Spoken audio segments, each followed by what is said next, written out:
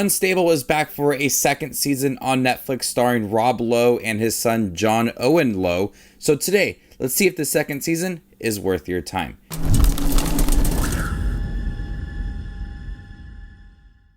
Hey everybody, my name's Justin here. I try to watch everything that hits theaters and on streaming services like Netflix. If you guys are like me, go ahead and hit that subscribe button down below and click that bell notification for more up and coming content.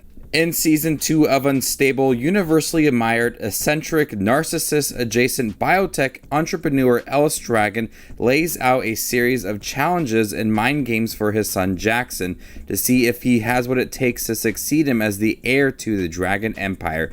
But does a newcomer have other ideas? So the first season of Unstable is a season that I'm glad I stuck with, because the first few episodes I didn't really understand the humor. I didn't see where it was going to go, but I'm glad I stuck it out because I really liked that first season. So I was really excited for a second season. And the second season does a great job of building off of that first season.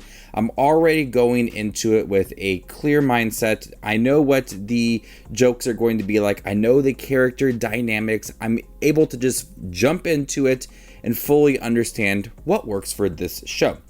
And what works best for Season 2 is building off of that relationship between father and son who work at the same company. But this time around, Jackson, the son of Rob Lowe in the show, is actually the son of Rob Lowe. He wants to have his own life. He feels like he's working a lot with his father. He wants to kind of break off and do his own thing and starts to work for a different biotech company. But his father is really holding on to that relationship and doesn't want him to kind of branch off and do his own thing. So he really tries to make sure that Jackson is sticking to this company. And throughout these episodes, we really focus on that relationship between father and son and how the father can be overbearing and just want to protect his son, and the son wants to do his own thing. I think there's realistic tones in here as it does explore that relationship. Rob Lowe's really funny in here, very rich. So he's able to do really big things and make it seem very simple to get his son's attention,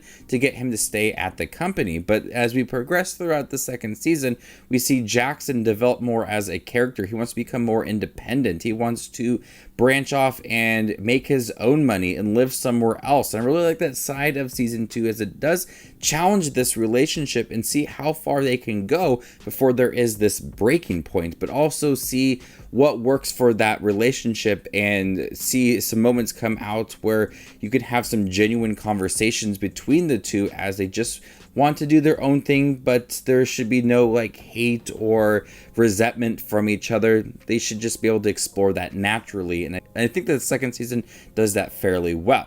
Now, the problem with some of the second season is that it does have this challenge for this father and son in this biotech company, as you have a few other characters that join the cast, like Lamorne Morris, as he plays a newcomer in the series, and he also works at a biotech company and starts to become friends with Jackson. It does take away from some other characters that they built up in the first season very well. And I really like some of the minor characters in the first season, and they really take a step back in the second season.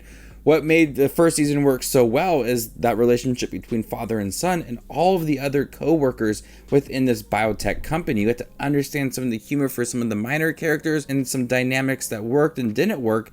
And it's taken a step back within that second season as Lamorne Morris is working for another biotech company. Iris Apatow joins the cast and she starts to shake up some relationships along the way. But characters played by Rachel Marsh, they take a huge step back, and it's a disappointment because some of the characters I really liked in that first season and they don't have a lot to contribute within the second season. But it does focus a lot more on father and son. And Fred Armisen, I'm glad he stuck around for the second season because him in the first season, I still don't really understand this character. He's there a lot to give advice to Rob Lowe. He's there to cook meals for him. He's there to kind of help him out, be a friend. He's just in a lot of scenes, and I really like Fred Armisen as an actor. He He was hilarious in the first and second season. I'm glad he stuck around. He just was really silly, but being very genuine at times. I really liked the character and how he was crafted this time around. Unstable, the best thing that works for the second season is that relationship between father and son, and branching off, doing their own thing, becoming more independent, but really holding on to what you know. It's a struggle throughout the second season, and they fully explore that nicely in here. Paired that with a lot of jokes from new cast members, old cast members as well. Just a great dynamic between characters. It's funny. I laughed quite often in here. Understanding the humor style from that first season, I'm able to just jump right into that second season while not adjusting myself to a new style. I'm able to just fully go in and understand the jokes and the characters, and that was an easy transition for season 2, and I was really anticipating. So I really like the second season of Unstable. It adds more depth to these characters, some emotional moments as Rob Lowe is having a hard time accepting the fact that his son wants to be more independent. Jackson wants to do his own thing, and just has a realistic tone to it, while having a lot of new cast members that contribute a lot of jokes that really do work.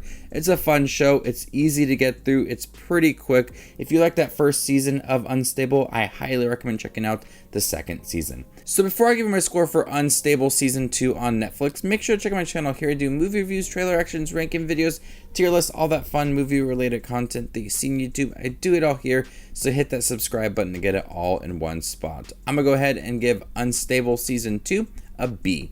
Thank you guys for checking my review for Unstable season 2 on Netflix. Have you guys seen it by chance? What'd you think about it? Let me know in the comment section down below, and stay tuned for more up and coming content like this. My name is Just Watches Movies, and you guys stay classy, YouTube.